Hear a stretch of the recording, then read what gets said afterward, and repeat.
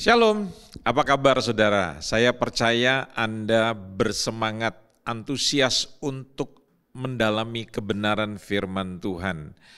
Ada banyak orang tidak suka untuk mengabdikan hidupnya kepada Tuhan. Tapi mereka mengatakan bahwa saya lebih menyukai kebebasan. Saudara tahu di dalam hidup ini hanya ada dua pengabdian. Satu, kalau Anda mengatakan tadi bahwa saya tidak mau mengabdi kepada Tuhan, artinya Anda di bawah pengabdian kepada dunia yang dikuasai oleh kerajaan setan atau kerajaan iblis. Saudara tahu kalau Anda hidup di dalam pengabdian kepada dunia ini, Anda ingin melakukan kebebasan sebebas-bebasnya, firman Tuhan mengatakan justru Anda tidak akan pernah mengalami kebebasan. Karena pada dasarnya dosa itu akan mengikat saudara. Dan pekerjaan iblis itu akan menghancurkan,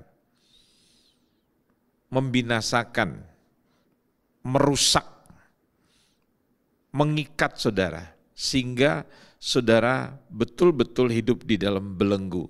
Sehingga kekuatan saudara betul-betul diperas oleh iblis. Tetapi kalau saudara mengabdikan hidup saudara di dalam Tuhan, justru yang terjadi, Anda mengalami kemerdekaan. Saya beri contoh yang sangat sederhana.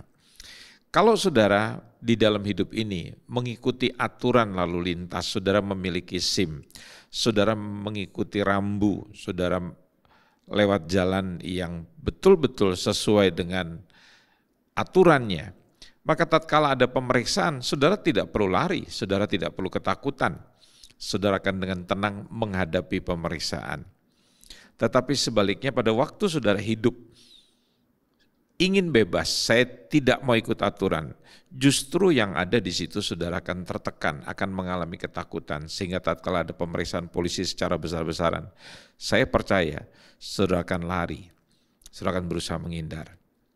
Nah, hari ini saudara, pada waktu kita mempelajari salah satu sifat Allah, itu adalah yang disebut Allah yang Maha Kuasa, atau yang seringkali kita dengar istilahnya di dalam bahasa yang lainnya adalah El Shaddai, Allah yang berkuasa atau Allah yang Maha Kuasa. Saya ingin cerita dari Kejadian Fatsal yang ke-35, yaitu tentang seorang tokoh yang bernama Yakub. Saudara tahu Yakub ini adalah anak daripada Ishak, ya, atau cucu daripada Abraham. Kita tahu bahwa Abraham adalah orang yang dipilih oleh Tuhan. Dan dia melahirkan seorang anak yang bernama Ishak. Dan saudara, dari Ishak inilah garis perjanjian Tuhan itu terus ke bawah kepada yang namanya Yakub. Dan nanti pada akhirnya kepada ke-12 suku keturunan daripada Yakub. Kita tahu bahwa Ishak mempunyai dua anak kembar. Yang pertama keluar itu namanya Esau, yang kedua itu namanya Yakub. Nah, mungkin kalau dari keturunan Abraham kita tidak ragu lagi karena Abraham mempunyai dua anak, tetapi dari istri yang resmi itu keturunannya namanya adalah Ishak. Jadi perjanjian Tuhan itu turun melalui Ishak. Tetapi pada waktu kita diperhadapkan kepada anak kembar ini, maka kita tahu bahwa hak kesulungan itu ada pada Esau. Tetapi dalam cerita ini Esau tidak terlalu memperdulikan kepada hak kesulungan. Tetapi adiknya yang lahir kemudian, ya, itu lebih berkeinginan untuk mendapatkan hak kesulungan. Maka dengan bantuan daripada ibunya, mereka coba membohongi sang ayah yang matanya memang sudah mulai tidak jelas begitu, dan ibunya mendandani anak kesayangannya yang bernama Yakub ini, ya, sehingga dapat mengelabui sang ayah.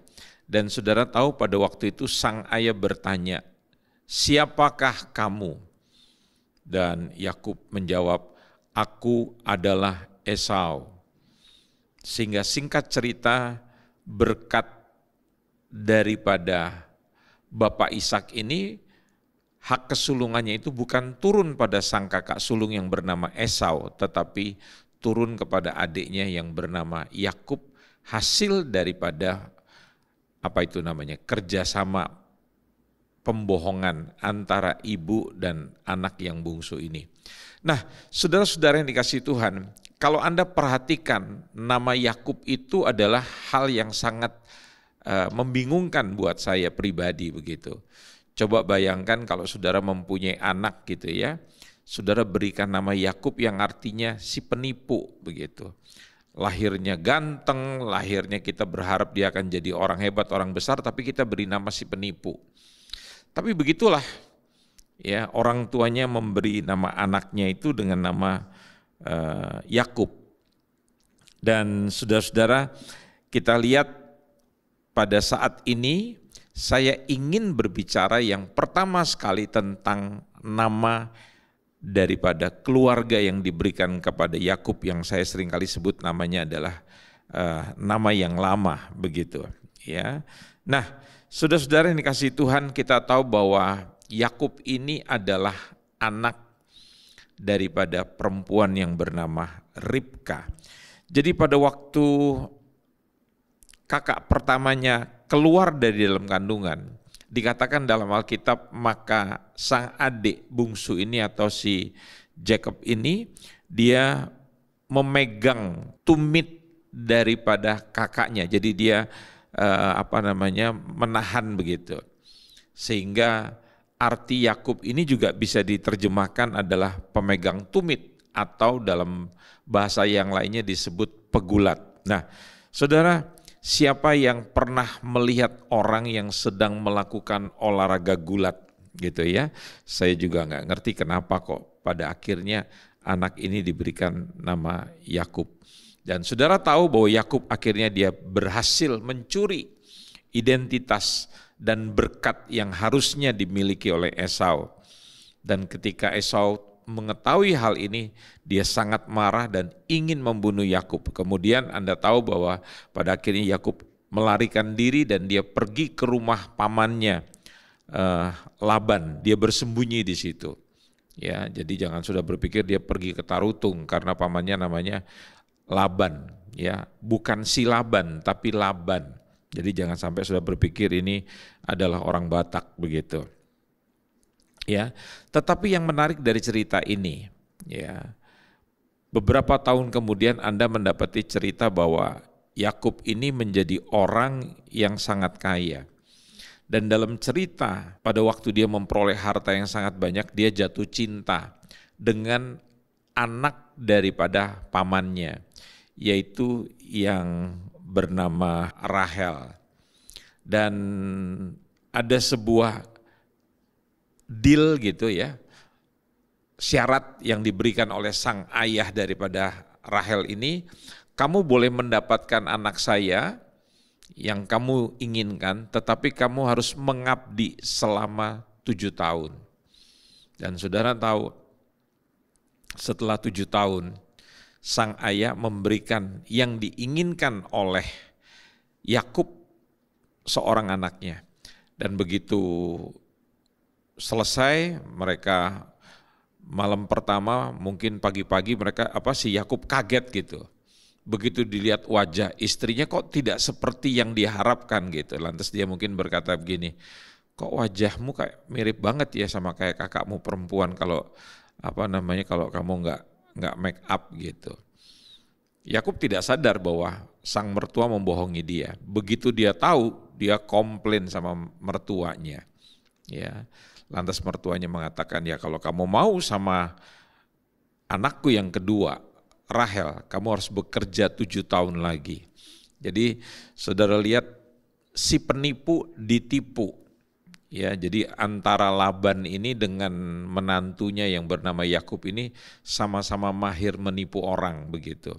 Ya, jadi 7 tahun pertama Yakub menikah dengan anak perempuan pertama yang bernama Lea, dan setelah 7 tahun dia berhasil menikahi putri yang kedua, namanya adalah Rahel. Dan saudara tahu, dua perempuan ini bersaing untuk memberikan anak-anak laki-laki yang paling banyak kepada Yakub. Dan saudara tahu, pada akhirnya Lea bisa melahirkan 10 anak laki-laki. Dan adiknya Rahel itu melahirkan 2 anak laki-laki. Anda tahu namanya adalah Yusuf dan Benyamin. Ya, jadi mereka bersaing ya untuk kira-kira mendapatkan perkenanan. Ya, dan saudara tahu, Laban pun pada akhirnya juga menipu gaji daripada sang menantu begitu. Jadi kalau saudara lihat cerita dalam Alkitab ini, saya pikir jauh lebih menarik daripada sinetron, bahkan drama-drama Korea. Makanya saya bilang, cobalah baca Alkitab, saudara, nanti saudara akan melihat bahwa apa yang Anda baca itu jauh lebih menarik daripada sinetron-sinetron daripada dunia ini, saudara-saudara. Ya, nah, pada akhirnya saudara-saudara, setelah 20 tahun berlalu sejak Yakub itu lari dari rumahnya, Allah tiba-tiba menampakkan diri kepada Yakub dalam mimpi dan berkata kepada Yakub untuk kembali ke tanah kelahirannya. Saudara tahu, Yakub taat. Tapi ada masalah. Anda tahu masalahnya apa? Dia harus berhadapan dengan kakaknya yang ditipu. Dan begitu ada seorang utusan yang memberitahukan kepada keluarga orang tuanya bahwa Yakub akan kembali. Tiba-tiba sang pembawa pesan ini diberitahu. Kakaknya bilang, silakan, saya akan menyambut kamu dan saya akan datang dengan 400 laki-laki. Ya, 400 laki-laki ini 400 pasukan, saudara-saudara. Jadi dalam pikirannya Yakub, pasti abangku akan membunuhku. Ya, dan saudara tahu, ini menjadi tanda tanya daripada diri Yakub. Tuhan yang menyuruh untuk dia kembali ke tanah kelahirannya, tapi di sisi yang lain dia harus berhadapan dengan abangnya yang telah ditipu dan hak kesulungannya, berkatnya itu diambil oleh Yakub. Maka saudara tahu apa yang terjadi kemudian. Dia mengalami tekanan, dia mengalami ketakutan yang sangat luar biasa. Dan sebagai seorang anak atau cucu daripada orang-orang pilihannya Tuhan, maka Yakub ini dia mencari Tuhan. Ya, dia sungguh-sungguh datang kepada Tuhan dan dia berkata, Tuhan tolong aku. Mari kita lihat dalam Kejadian 32 ayat 24 sampai 27. Ya, nanti di layar ada, kita akan baca sama. Lalu tinggallah Yakub seorang diri dan seorang laki-laki bergulat dengan dia sampai fajar menyingsing. Ketika orang itu melihat bahwa ia tidak dapat mengalahkannya, ia memukul sendi pangkal paha Yakub sehingga sendi pangkal paha itu terpelecok. Ketika ia bergulat dengan orang itu, lalu kata orang itu, biarkanlah aku pergi karena fajar telah menyingsing. Saud Yakub, aku tidak akan membiarkan engkau pergi jika engkau tidak memberkati aku. Saudara tahu, tiba-tiba ada seorang pria muncul dan melakukan pergumulan begitu dengan Yakub sepanjang malam. Saudara tahu, ternyata pria ini adalah Allah yang menyamar menjadi seorang laki-laki. Ya, jadi dia mengambil wujud manusia. Nah, pertanyaannya, kenapa Tuhan melakukan hal seperti ini? Kenapa tiba-tiba Tuhan datang di malam hari? Apakah mungkin Tuhan itu bosan tinggal di sorga, nggak ada kerjaan gitu, ya? Lantas dia turun ke dunia, terus dia ngajak Yakub untuk bergulat begitu kira-kira. Itu kan pikiran karnal kita, pikiran daging kita, ya. Saudara tahu, kalau saya mempelajari cerita ini, ada begitu banyak hal yang diketahui oleh Yakub tentang Allah. Ya. Dan Yakub sudah banyak mendengar cerita tentang Allah itu daripada kakeknya, daripada ayahnya. Ya, Yakub menyebut Allahnya sebagai Allah kakeknya, Allah Abraham dan Allah Ishak bapaknya. Dan saudara tahu, Yakub juga mengetahui janji Allah untuk hidupnya. Allah mengungkapkan janjinya kepada Yakub itu melalui mimpi. Ya.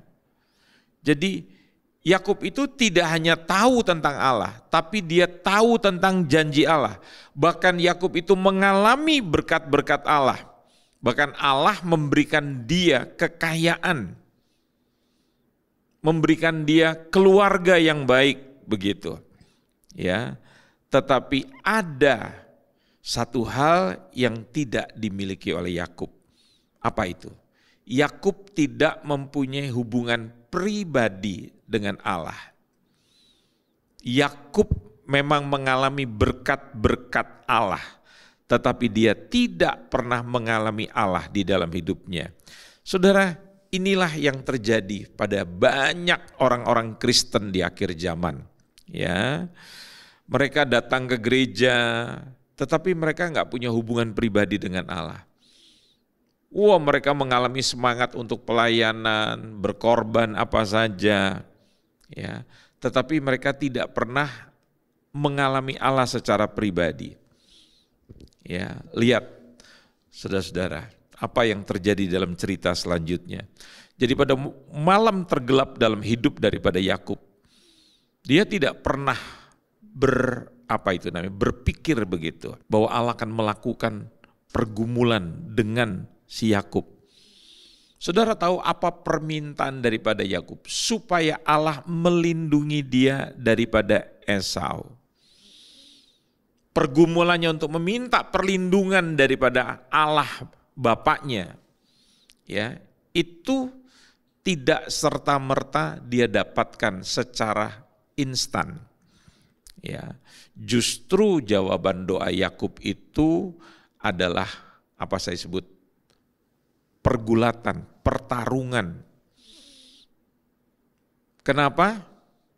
Karena yang dibutuhkan oleh Yakub itu sebetulnya bukanlah perlindungan terhadap Esau. Masalah di dalam hidup Yakub itu bukan masalah Esau.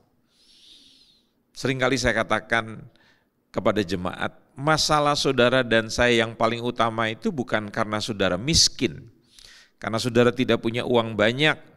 Yakub punya uang banyak, tapi ternyata begitu dia menghadapi ancaman terhadap nyawa keselamatannya, dia juga mengalami ketakutan dan kekayaan yang dia miliki, dia sadari tidak bisa melindungi dia daripada rencana pembunuhan daripada abangnya yang datang dengan 400 pasukan. Dia bukan datang dengan 4 orang, datang dengan 40 orang, tapi 400 orang, dan itu sangat mengerikan sekali. Anda tahu bahwa abang itu sangat marah sekali. Jadi persoalan saudara sama dengan Yakub. Yakub meminta perlindungan, saudara minta kesembuhan, saudara minta keajaiban. Tuhan tidak menjawab doanya, keinginan daripada Esau. Seringkali kita juga begitu, Tuhan tidak menjawab apa yang menjadi pergumulan kita, kerinduan kita. Mungkin kerinduan saudara baik, saya sakit, saya sembuh. Saya mempunyai kekurangan uang, saya minta Tuhan berkati saya. Itu doa yang bagus, doa yang tidak salah, saudara-saudara. Ya, tetapi yang mengejutkan kita di sini, Allah menyerang Yakub. Perhatikan, ini bukan Yakub yang ingin bergumul dengan Allah, tapi Allah yang ingin bertarung dengan Yakub. Dan saudara tahu, pada saat terlemah dan saat yang paling rapuh, Allah menyerang Yakub.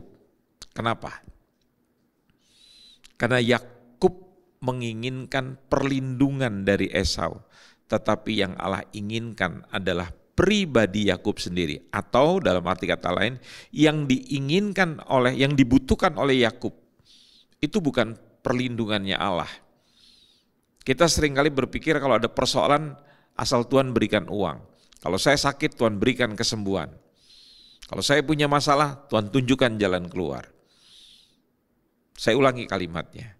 Yang saya dan saudara butuhkan bukanlah perlindungan atas serangan daripada Esau atau persoalan-persoalan. Tapi yang saya butuhkan dan saudara butuhkan adalah Allah sendiri. Jadi Allah menginginkan Yakub. Ya, jadi ini yang perlu kita mengerti. Kenapa pada saatnya Tuhan berurusan dengan kita. Dia melakukan pertempuran, pergumulan, pergulatan dengan kita. Ya. Jadi itu yang saudara mesti pahami. Jadi Tuhan itu tidak serta-merta bertarung untuk membunuh kita, tapi Dia bertarung ya untuk memberkati saudara. Saya ulangi sekali lagi, Yakub berpikir apa yang dia butuhkan adalah perlindungan Allah dari Esau. Tetapi yang Allah inginkan, pikirkan bahwa Yakub itu membutuhkan Allah, bukan perlindungan. Di dalam kitab Roma kan begitu dikatakan, Roma pasal yang pertama. Orang-orang itu tertarik kepada ciptaannya Allah dibandingkan sang penciptanya. Kita lebih senang dengan pemberian-pemberiannya Allah, ciptaan-ciptaan Allah. Dan kita berpikir bahwa ciptaan-ciptaan Allah itu bisa memuaskan kita. Bisa menjadi jawaban dalam kehidupan kita. Saudara boleh keliling dunia. Dan tidak akan pernah ada satu tempat pun juga yang bisa memuaskan saudara. Selama saudara tidak pernah bertemu dengan Tuhan, percayalah, semua yang ada dalam dunia ini tidak akan bisa menjadi jawaban di dalam kehausan, dahaga di dalam jiwa saudara. Kenapa? Karena hidup saudara diciptakan oleh Tuhan untuk Tuhan sendiri. Ya, jadi Allah yang mengejar Yakub. Saudara pernah mendengar bahwa kita harus kejar Tuhan. Yang benar adalah Allah mengejar Yakub. Saya percaya Allah akan mengejar saudara. Sebagaimana Allah telah mengejar Yakub, Allah akan mengejar saya, Allah akan mengejar saudara. Karena Tuhan punya rencana yang indah buat hidup saudara.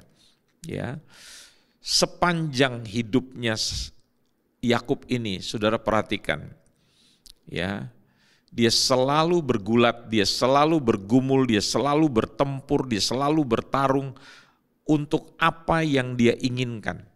Dan apa saja yang dia inginkan, itu harus jadi. Dia ingin dapatkan Rahel, harus jadi. Dia harus jadi orang kaya, jadi. Ya, dia ingin dapatkan hak kesulungan, jadi. Sekalipun dilakukan dengan cara menipu. Ya, dia tidak pernah jujur tatkala ditanya oleh papahnya, siapa kamu? Dan selalu dia memakai identitas abangnya. Ya, dia mengatakan saya Esau. Jadi saudara lihat, kali ini pada waktu dia datang kepada Tuhan, apa yang dia inginkan tidak dipenuhi Tuhan, atau dalam arti kata lain dia tidak mendapatkan apa yang dia inginkan. Jadi Yakub sama sekali tidak menang. Enggak peduli bagaimana seberapa kerasnya dia berusaha, tapi dia tidak bisa mengalahkan musuhnya. Ya, tetapi yang membuat saya terkejut, terkagum, bukan karena Yakub tidak bisa menang, tetapi karena Allah di dalam cerita ini terus bergumul, terus bertarung, terus bergulat dengan Yakub sepanjang malam. Pertanyaannya, kenapa sih kok Tuhan lakukan ini? Apakah Yakub itu terlalu kuat untuk Allah? Oh enggak. Kita tahu apa yang akan terjadi selanjutnya. Ya. Nah, saudara tahu pertanyaan tadi, kenapa sepanjang malam Tuhan terus bergulat dengan Yakub? Mengapa Allah itu tidak langsung menghancurkan ya Yakub? Kan bisa, dia maha kuasa. Ya. Kita tidak akan pernah tahu siapa Allah kita sampai kita melawan Allah dengan kekuatan kita, dan sampai pada akhirnya kita menjadi sangat frustasi bahwa ternyata kita tidak punya kemampuan untuk mengalahkan Allah. Pernah nggak saudara menghadapi itu? Kadang-kala kita harus hancur dulu baru kita menyadari, Tuhan, saya angkat tangan. Apa yang saudara miliki? Yakub merasa dirinya kuat. Makanya Tuhan ladenin dia sepanjang malam.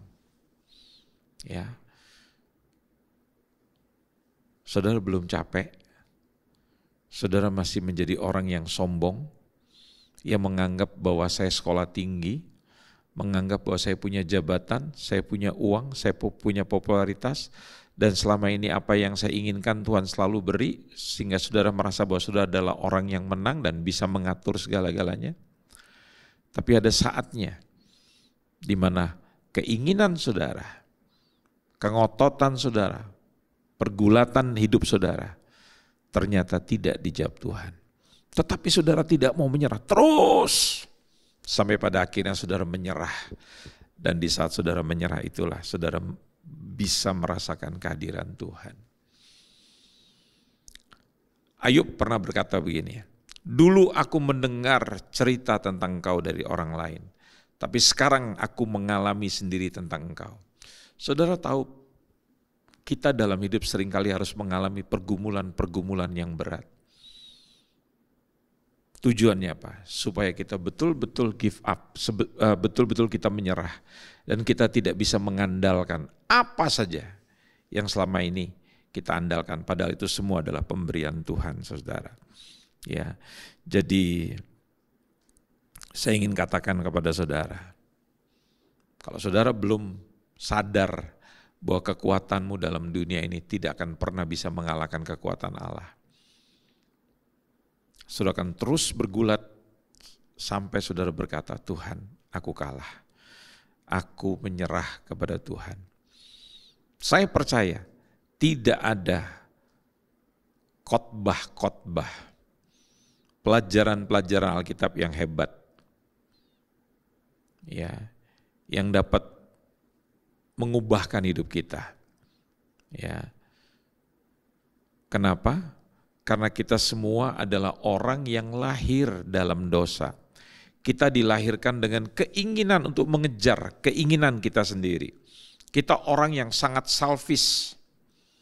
Ya, makanya handphone itu menciptakan kamera yang untuk membuat kita bisa selfie di mana-mana. Ya, itu membuktikan bahwa kita adalah orang yang sangat dikuasai oleh dosa, begitu. Jadi kita sangat sukar. Kita sering dengar khotbah tentang Allah, kita sering dengar perbuatan Allah, tapi kita sangat sulit mempercayai Allah. Itu sebabnya kita perlu mengalami pengalaman seperti Yakub, pergulatan dengan Allah. Karena masalah saudara dalam hidup itu cuma satu, yaitu Anda perlu Allah di dalam kehidupan kita. Ya, coba saudara lihat, penyesalan apa yang paling luar biasa di dalam kehidupan saudara? Satu saja, kalau orang sudah seusia saya mungkin sudah banyak pengalaman.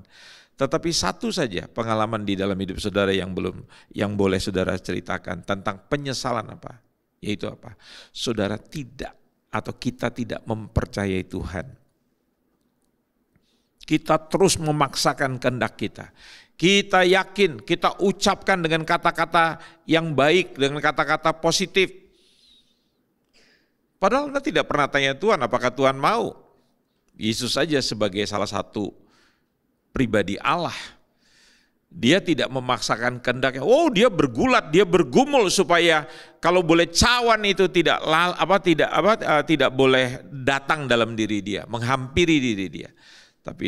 Tapi dia berkata, bukan kehendakku lagi, tapi kehendakmu Bapa. Jadi sekali lagi, kita sering berpikir bahwa masalah dalam hidup diri kita itu adalah Esau, musuh-musuh yang ingin menyerang kita. Tetapi masalah utama kita adalah Allah. Jadi dosa dalam hidup kita membuat kita menolak untuk mempercayai Allah yang Maha Kuasa, dan kita bergulat melawan Allah. Ya, kita nggak yakin dengan Allah. Kita nggak percaya bahwa Allah itu benar. Kita selalu berpikir bahwa pendapat saya, pengalaman saya, apa yang saya miliki, saya bisa lakukan. Bahkan sampai hari ini ada orang berkata, mati hidup saya, salah menerjemahkan firman. Jadi saya mau meninggal pada usia 50, 70, 100, 150, itu tergantung saya. Sampai tidak pernah mengakui kedaulatannya Tuhan. Nah, saudara-saudara, sampai di sini Tuhan itu dikatakan dia memukul. Kata memukul dalam bahasa aslinya itu adalah sebetulnya menyentuh. Jadi Tuhan tidak memakai kekuatannya, dia tidak memakai jurus rahasia, dia cuma menyentuh. Dan apa yang terjadi? Tiba-tiba lututnya terkilir. Seringkali dalam masa ada hal-hal yang Tuhan luaskan terjadi pada diri kita, Tuhan perlu menyentuh kita. Dia menyentuh kita sekali lagi, bukan dalam rangka menghukum kita, untuk melukai kita, tetapi dalam rangka untuk menyadarkan kita, memberkati kita. Dan pada akhirnya apa saudara-saudara, Anda tahu, akhirnya di sini Yakub sangat menyadari bahwa semuanya tidak berhasil. Dan pada waktu itu Tuhan berkata, karena hari sudah mulai pagi dia mau meninggalkan, tiba-tiba Yakub memegang Tuhan, menyentuh Tuhan, dan dia tidak mau melepaskan orang itu. Dan dia berkata, saya tidak akan lepaskan kamu sampai kamu memberikan berkat kepada saya. Jadi pada waktu Tuhan menyentuh Yakub sampai lututnya terkilir, itu membuat kesakitan yang luar biasa dalam diri Yakub. Dan pada akhirnya apa? Tuhan berkata, waktuku telah tiba. Saat bermain sudah selesai dan aku harus pergi. Tapi tiba-tiba Yakub menjawab, aku tidak akan membiarkan kamu pergi sebelum kamu memberkati aku. Dengan kata lain, ya, aku sangat kesakitan. Aku tidak berdaya di hadapanmu. Kamu sudah mengalahkan aku, tetapi aku tidak akan membiarkan kamu pergi. Sekarang aku tahu siapa kamu. Aku tahu dengan siapa aku bergulat. Dan aku tidak bisa kembali seperti dulu. Aku tidak punya apa-apa lagi yang aku bisa katakan. Aku andalkan keluargaku, kekayaanku, semua tidak ada artinya. Sekarang yang aku butuhkan hanya Engkau Allah. Ya. Dan saya tidak akan pernah membiarkan kamu pergi sebelum kamu memberkati aku. Wow, luar biasa. Ternyata sentuhan Tuhan tadi, bahasa Alkitab kita adalah dipukul, yang membuat lutut Yakub menjadi terkilir, itu telah mengubah hidupnya. Ya. Yang tadinya bergantung pada dirinya sendiri, sekarang dia menjadi memiliki iman kepada Allah. Jadi ketika Yakub tidak berdaya, dia belajar untuk berpegang teguh kepada Allah yang Maha Kuasa. Karena itu saya mau katakan, jangan pernah membenci proses atau sentuhan yang terjadi dalam hidup kita. Tiba-tiba kita sakit, tiba-tiba kita menderita, karena di dalam penderitaan itu kita bisa berpegang teguh kepada Allah. Yang kedua, nama yang baru yang diberikan. Aneh ya, pada waktu terjadi kejadian ini, itu kan jelas-jelas si Yakub itu kalah. Tapi dalam ayat 27 sampai 29 dari Kejadian 32, bertanyalah orang itu kepadanya, siapakah namamu? Saudara masih ingat siapa orang yang bertanya kepada Yakub, siapa kamu? Dan Yakub menjawab apa? Saya Esau. Dan dengan Tuhan bertanya lagi, siapa namamu? Dan di sini Yakub tidak lagi bisa membohongi Tuhan. Dan dia mengakui dirinya, saya adalah Yakub, si penipu itu. Ya, saudara tahu, ada banyak orang yang hidup dari penipuan satu ke penipuan yang lain. Mereka menutup diri, mereka malu mengakui siapa dirinya. Tapi pada waktu kita datang di kaki Tuhan, dan Tuhan bertanya, siapa kamu? Kita tidak bisa lagi berbohong, dan kita akan jujur mengatakan, saya adalah saya. Kita tidak akan pakai identitasnya orang. Kita tidak akan pakai namanya orang yang terkenal, tapi kita akan cerita siapa diri kita. Ya, lalu kata orang itu, namamu tidak akan disebut lagi Yakub, tetapi Israel, sebab engkau telah bergumul melawan Allah dan manusia dan engkau menang. Nah, aneh kan? Udah jelas-jelas Yakub kalah, disentuh sama Allah, kakinya langsung terkilir. Jelas-jelas dia sudah kalah. Tapi di sini Tuhan berkata bahwa kamu adalah pemenang. Dan namamu bukan lagi Yakub, tapi mulai hari ini namamu adalah Yisrael. Israel. Bertanyalah Yakub, katakan juga namamu. Tetapi sautnya, mengapa engkau menanyakan namaku? Lalu diberkatinya Yakub di situ. Saudara lihat, orang ini tiba-tiba atau Yakub ini tiba-tiba namanya diubah. Ya, karena dia bertemu dengan Tuhan, dia mendapat identitas yang baru. Nah, ini adalah pelajaran yang penting dari cerita Yakub. Yakub memenangkan pertarungan dengan cara apa? Kalah dalam pertarungan. Jadi ada pertarungan yang hanya bisa kita menangkan melalui kekalahan. Dan Yakub melakukannya. Yakub kalah dalam pertarungan, tetapi Allah menyatakan dia sebagai pemenang. Karena dengan kalah dalam pertarungan yang terpenting dalam hidupnya, Yakub memperoleh sesuatu yang tidak bisa dia miliki sebelumnya. Yakub baru menerima berkat Allah yang sesungguhnya setelah dia mengalami kekalahan. Jadi berkat Allah tidak datang dalam paket kesehatan. Buktinya apa? Setelah Tuhan meninggalkan dia, Yakub dia tetap pincang. Ya, dan saudara tahu dia tidak lagi jadi orang yang kaya raya bagaimana. Kenapa? Karena setelah itu dia harus membagi kekayaannya kepada kakak sulungnya, kepada abangnya maksud saya, pada Esau. Begitu. Jadi uangnya berkurang. Ya. Jadi kalau saudara kalah dalam pertarungan, ya, lihat ada berkat di balik semua peristiwa itu. Seperti Yakub. Begitu dia kalah dalam pertarungan, dia menerima berkat terbesar yang bisa diterima manusia. Berkat yang pada akhirnya dibutuhkan Yakub bukanlah perlindungan dari Esau, bukanlah kasih daripada Rahel, ataupun pengakuan ayahnya Ishak. Yang akhirnya dibutuhkan Yakub adalah apa? Pribadi Allah itu sendiri. Ini adalah kemenangan. Saudara, ini berlawanan dengan kepercayaan pada zaman sekarang, kepercayaan yang dunia populer. Ya. Sukses itu diterjemahkan kalau kita kaya raya, kita jadi orang terkenal, kita punya kedudukan yang tinggi. Dengarkan baik-baik. Allah tidak pernah menjanjikan kita kaya di dunia ini. Allah tidak pernah menjanjikan kita kesehatan. Ya. Keluarga yang bahagia. Bisa saja keluarga kita hancur oleh karena dosa. Berkat terbesar daripada Injil atau berkat terbesar daripada kabar baik itu yang diberikan oleh Kristus, itu bukanlah pengampunan, bukanlah adopsi ataupun warisan. Berkat terbesar daripada Injil Kristus itu adalah Allah sendiri. Jadi dia berikan anaknya yang tunggal buat kita semua. Bukankah itu pemberian yang terbesar, saudara?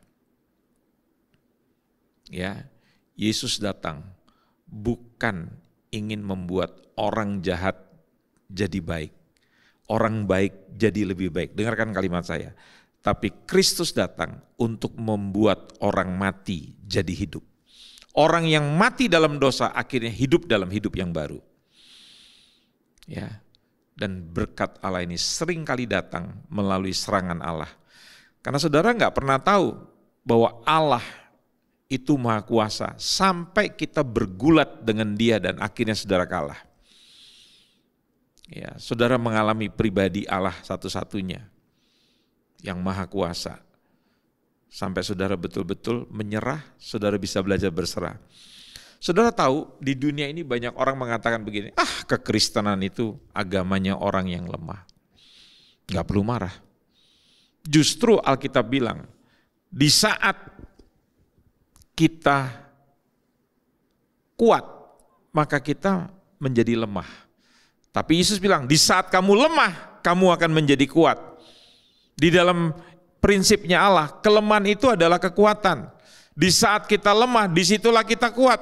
Karena dalam kelemahan, kuasa Allah itu menjadi sempurna di dalam diri kita. Saat kita lemah, ya sekali lagi, yang dibutuhkan bukan kekuatan dunia. Ya. Allah tidak menginginkan umatnya itu menjadi kuat karena dengan apa yang dia miliki. tetapi apa yang Tuhan miliki. Jadi Tuhan menginginkan bahwa umat yang lemah itu bergantung sepenuhnya kepada Allah yang Maha Kuasa. Jadi kita tidak bermegah karena kita kuat, karena kita sadar bahwa kita lemah. Kita tahu bahwa kita adalah orang yang berdosa, kita tidak layak, kita tidak berdaya, kita hancur. Tetapi kita memiliki Allah yang Maha Kuat, Allah yang Maha Kuasa. Dia yang membuat kita benar, Dia menara kita yang teguh, Dia harapan kita, Dia impian kita, Dia sukacita kita. Dia. Kita hanya bermegah dalam kenyataan bahwa kita lemah, tetapi Allah kita kuat. Dan inilah kemenangan saudara. Kemenangan yang saudara terima waktu saudara kalah. Karena saudara mengakui, hanya Tuhanlah segala-galanya buat hidup saya. Dan yang terakhir pada bagian ini, ayat 9-15 dari Kejadian 35. Setelah Yakub datang dari Padan Aram, maka Allah menampakkan diri pula kepadanya dan memberkati dia. Firman Allah kepadanya, namamu Yakub dan dari sekarang namamu bukan lagi Yakub melainkan Israel. Itulah yang akan menjadi namamu. Maka Allah menamai dia Yisrael. Lagi firman Allah kepadanya, Akulah Allah yang Maha Kuasa. Beranak cuculah dan bertambah banyak satu bangsa, bahkan sekumpulan bangsa-bangsa akan terjadi daripadamu, dan raja-raja akan berasal daripadamu, dan negeri ini yang telah kuberikan kepada Abraham dan kepada Ishak akan kuberikan kepadamu juga kepada keturunanmu. Lalu naiklah Allah meninggalkan Yakub dari tempat ia berfirman kepadanya. Kemudian Yakub mendirikan tugu di tempat itu, yaitu tugu batu. Ia mempersembahkan korban curahan dan menuangkan minyak di atasnya. Yakub menamai tempat di mana Allah telah berfirman kepadanya Bet-el. Nah, saudara tahu beberapa tahun setelah Tuhan memberikan nama baru kepada Yakub, lantas Allah menampakkan diri kepada Yakub dan memberkati Yakub. Lantas Allah mengingatkan Yakub bahwa namanya bukan lagi Yakub melainkan Israel. Nah, ini identitas Yakub yang lama yang sudah mati, dan Allah yang Maha Kuasa sudah memberikan Yakub nama baru, identitas baru. Tapi kemudian Allah memberikan berkat dan juga perintah supaya Yakub ini beranak cucu dan bertambah banyak. Dan saudara tahu Tuhan menubuatkan dari keturunan Yakub akan lahir raja-raja. Akan ada satu bangsa, bahkan sekumpulan bangsa-bangsa. Dan Allah dengan sengaja memberikan namanya kepada Yakub. Nama Tuhan kepada Yakub. Allah berkata, Akulah Allah yang Maha Kuasa. Akulah Allah El Shaddai. Kita sering dengar lagu El Shaddai, El Shaddai, Allah Maha Kuasa, Dia besar. Nah, itulah Allah El Shaddai, Allah yang Maha Kuasa. Dan saudara tahu, sewaktu Allah menyebut namanya, Yakub sudah mengerti arti nama tersebut. Yakub sudah bergulat dengan Allah. Dia sudah mengalami bahwa Allah itu Maha Kuasa. Dan karena Allah Maha Kuasa, Allah sanggup menggenapi semua janji-janji Allah kepada Yakub. Nah, apa hubungannya dengan kita pada hari ini, saudara-saudara? Apakah maksudnya supaya kita beranak cucu, berkembang biak semakin banyak, supaya nanti akan terbentuk suatu bangsa? Bukan. Tapi ini adalah janji Allah kepada Israel. Paulus berkata kepada kita dalam Roma pasal yang keempat bahwa umat Kristus itu adalah keturunan Abraham melalui iman. Jadi di dalam perjanjian baru kita tidak lagi dipanggil untuk beranak cucu secara jasmani, tapi kita dipanggil untuk melahirkan keturunan-keturunan iman. Dengan kata lain, kita dipanggil untuk beranak cucu bertambah banyak dengan cara memberitakan Injil dan membawa orang mengenal Yesus. Dan sebagaimana Allah yang Maha Kuasa memberkati dan memerintahkan Yakub, hari ini juga Yesus memberkati dan memberikan kita sebuah panggilan, sebuah misi yang luar biasa. Mari kita akan membaca Injil Matius 28 ayat 19 sampai 20. Yesus mendekati mereka dan berkata, "Kepadaku telah diberikan segala kuasa di surga dan di bumi. Karena itu pergilah, jadikan semua bangsa muridku, baptislah mereka dalam nama Bapa, Anak, dan Roh Kudus, dan ajarlah mereka melakukan segala sesuatu yang telah kuperintahkan kepadamu. Dan ketahuilah aku menyertai kamu senantiasa sampai kepada akhir zaman."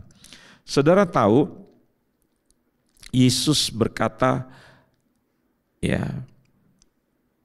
bahwa dia telah memberikan kuasa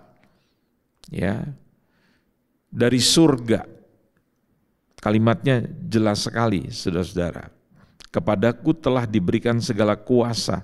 Jadi Yesus, Allah yang Maha Kuasa, dia sudah menerima kuasa, lantas dia memerintahkan kita untuk pergi menjadi berkat, untuk kita memberitakan kabar baik. Jadi tidak lain, artinya apa? Kita ini seorang misionaris. Jangan diterjemahkan misionaris itu adalah orang yang full time. Setiap orang, setiap saudara yang sudah diselamatkan, saudara adalah tenaga misinya Tuhan, penginjilnya Tuhan, supaya kita memberitakan kabar baik di kampus-kampus, di sekolah-sekolah, di tempat pekerjaan, di pasar-pasar, di lingkungan di mana kita tinggal, di arisan-arisan keluarga. Kita harus menceritakan tentang kebaikan Tuhan yang luar biasa. Nah, pertanyaannya begini, kenapa dalam kekristenan kita menjadi kering? Kenapa kita mengalami kejenuhan dalam kekristenan kita, dalam hidup keimanan kita? Kenapa? Karena kita tidak melakukan rencananya Tuhan, misinya Tuhan, perintahnya Tuhan. Matius 28 itu bukan pilihan buat kita sebagai anak Tuhan, tapi itu perintah yang harus kita lakukan, karena kita adalah misionarisnya Tuhan. Dimanapun kita berada, kita harus bercerita tentang kebaikan Tuhan. Pengalaman apa yang sudah alami? Kita terlalu sibuk dengan memikirkan kesenangan hidup kita, kesejahteraan keluarga kita, sampai kita menutup telinga terhadap perintah Tuhan Yesus ini untuk menjadi saksi. Saya teringat cerita dari seorang hamba Tuhan yang mengatakan begini, kalau saudara menonton film Madagaskar, Anda satu kali mendengar cerita bahwa zebra itu sedang melakukan treadmill di satu ruangan dan dia menonton siaran TV tentang film dokumenter tentang hutan rimba. Dan begitu dia nonton, zebra ini mengalami pencerahan.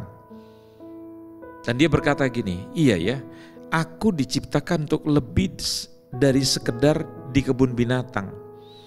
Aku ini diciptakan untuk berada di hutan rimba. Akhirnya zebra ini melakukan meeting dengan beberapa sahabat-sahabatnya, dengan singa, dengan jerapah, dengan hipo. Nah, setelah zebra ini melakukan pencerahan dalam ceritanya kepada teman-temannya, dia bilang gini, kita ini sudah sangat nyaman di sini. Kita cuman kerjanya menghibur orang, terus kita cuman dapat dan kita dapat makan, kita udah nyaman deh. Terus teman-temannya bilang, buat apa kita susah-susah pergi ke hutan rimba?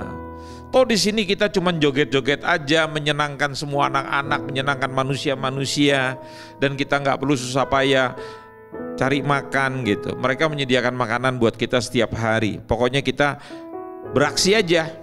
Nah, untuk apa lagi? Saudara tahu, hidup kita ini terlalu nyaman sehingga kita tidak lagi menjadi saksi Tuhan. Kita nyaman dengan apa yang ada pada diri kita. Saudara tahu, begitu rombongan ini keluar ke alam rimba, untuk pertama kalinya si Alex, si singa itu dapat mengaum dengan suara yang keras di hutan rimba. Dan semua menemukan jati dirinya tatkala mereka di hutan rimba. Saya percaya saudara akan menemukan Tuhan di dalam hidup saudara bekerja secara luar biasa.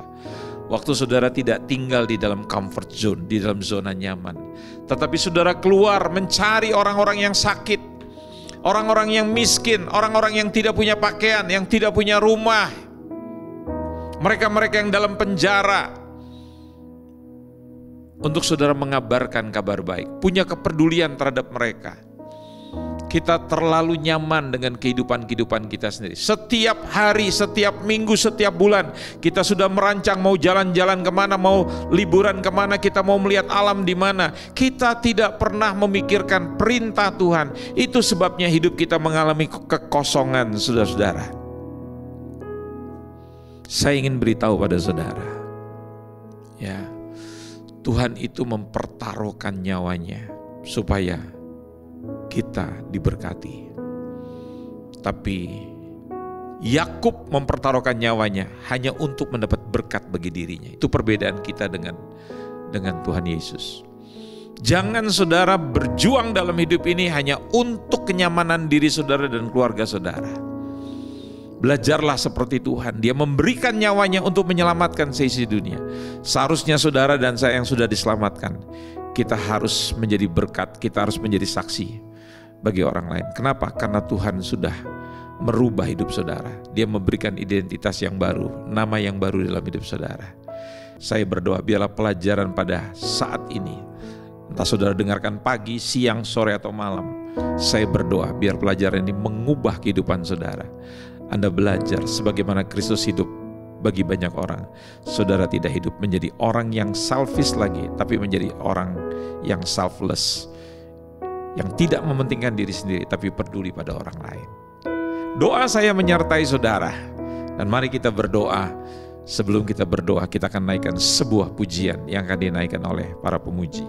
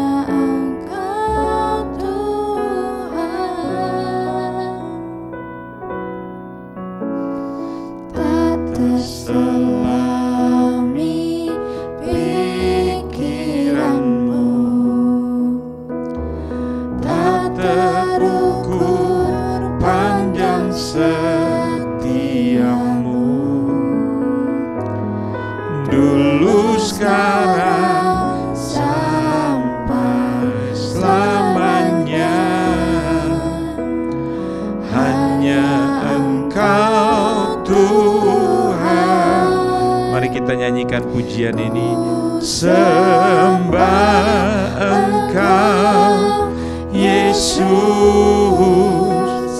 hanya Engkau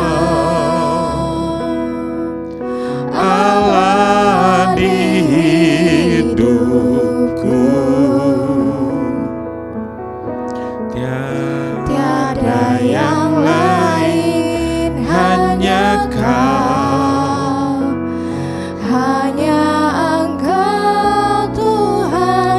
Selamanya Kau tetap Allah, walau dunia semua bergoncang,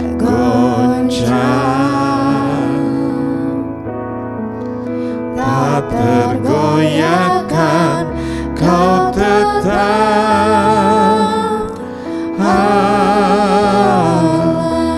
Bapa di surga, hamba-Mu berdoa untuk setiap orang yang telah menyaksikan belajar kebenaran pada hari ini. Tuhan, biarlah setiap kami diubah oleh Tuhan.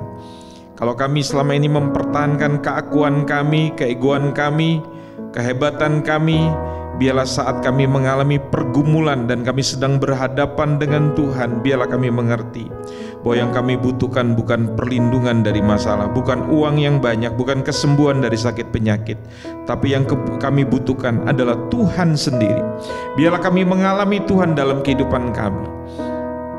Kalau kami tidak mengalami kesembuhan seperti yang dialami oleh Yakub, dan kami harus kehilangan kekayaan kami seperti yang dialami oleh Yakub, tetapi kami harus bergembira karena kami bertemu dengan Tuhan dan kami menerima berkat langsung daripada Tuhan. Melalui proses kekalahan, sebetulnya kami menerima kemenangan. Dan hari ini Tuhan telah memberikan kami tanggung jawab, Tuhan telah memberikan berkat, Tuhan menyertai kami untuk kami menolong orang lain. Kami menggunakan berkat-berkat Tuhan untuk menyaksikan kabar baik, keselamatan yang diberikan Tuhan kepada seluruh dunia. Mulai dari komunitas kami di mana kami tinggal, di mana kami bersekolah, kami bekerja, di mana kami bermain. Tuhan Yesus, Tuhan Yesus tolong biar kami jadi berkat. Ada banyak orang-orang yang sakit, ada banyak orang-orang yang di penjara, ada banyak orang-orang yang lapar, haus, tidak punya tempat tinggal, tidak punya pakaian. Biarlah kami peduli Tuhan Yesus. Biarlah kekayaan kami, ketergantungan kami hanya kepada Tuhan sendiri. Biar kami bangga pada Tuhan. Berkati setiap umat-Mu yang hadir. Di dalam nama Yesus kami berdoa dan mengucap syukur. Amin.